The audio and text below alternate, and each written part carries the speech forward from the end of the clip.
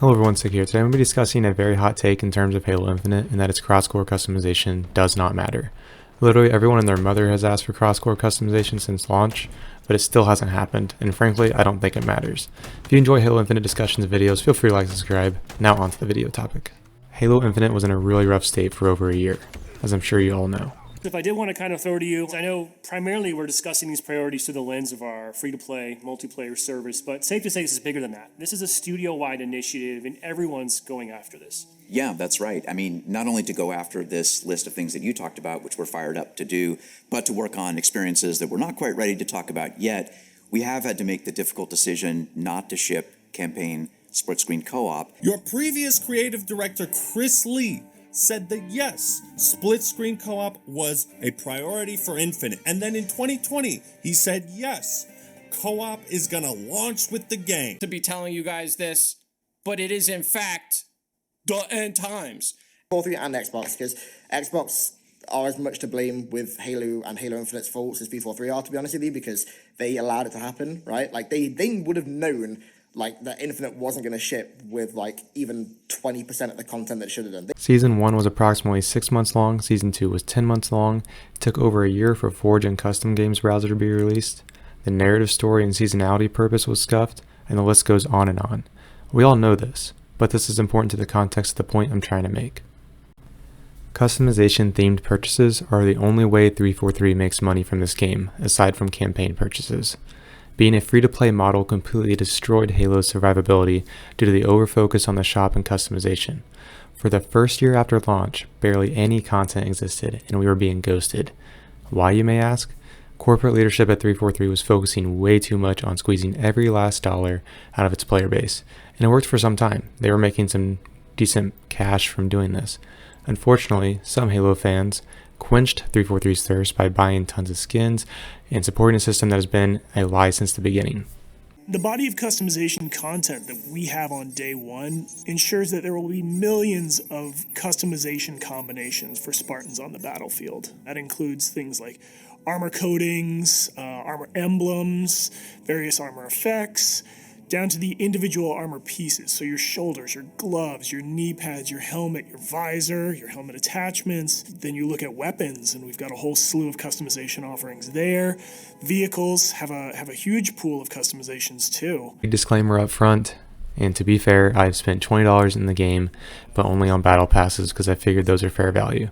Any kind of free token I can get from the battle pass, I use to the next battle pass. So Season 3, I didn't pay for it. The shop is not fair value though, and it took over a year for the prices to become reasonable. Why, you may ask? Because people are still buying the crap for that insanely high price. If people are paying high dollar, then why change the price? If people are buying separate coatings for different cores, then why change the system?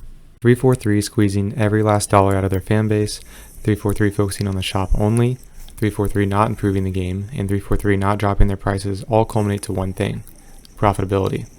At first, 343 didn't care about the game because they were making money from in-shop purchases, and to be frank, we were the ones supporting it. But after a year of losing their entire fan base, the limit could not be squeezed any longer. The game was dead, and so was the profitability.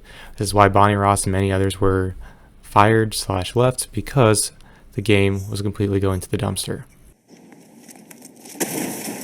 Thankfully, Pierre Hintze cares more about the community.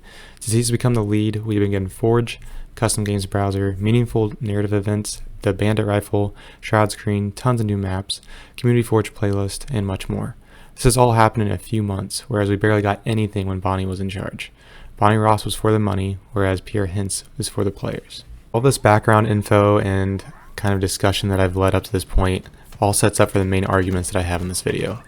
To be honest, I could care less if cross-core customization ever comes at this point, because we are finally achieving seasonality, good events, and frequent quality of life updates. There has been a shift of focus from greed and money to actual content and fan satisfaction. You can tell how much they care now. For example, look how quickly Bandit Rifle starts were added to Big Team Battle with a surprise campaign variant weapons in Fiesta for that playlist. All of the surprises have been under Hintze, and the shift from customization focused to content focused has allowed this to happen. If I could pull all my friends that used to play Halo Infinite that's totally given up on it, and if I could pull them back into the game now, I think they would all be blown away. I don't think everyone's given it a second chance, But if all those people, those 20 million people, came back and actually gave it a second chance and seen the changes that have been made, I think they would be sticking around much longer, or at least hop on every once in a while to see the new updates.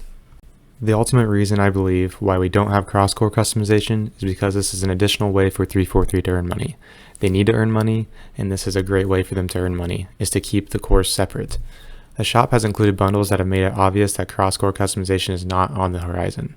14 times for every single armor core and weapon on Halo Infinite. But this is just one color. There is no way it should be costing this much. That in and of itself is just not okay. But when you compare it to Halo Infinite Season 2 Battle Pass, it is nearly identical to the one in the Battle Pass. And it's $14. There are so many different color combinations, patterns, and everything that they could choose from. However, I keep seeing things being slightly altered and then resold.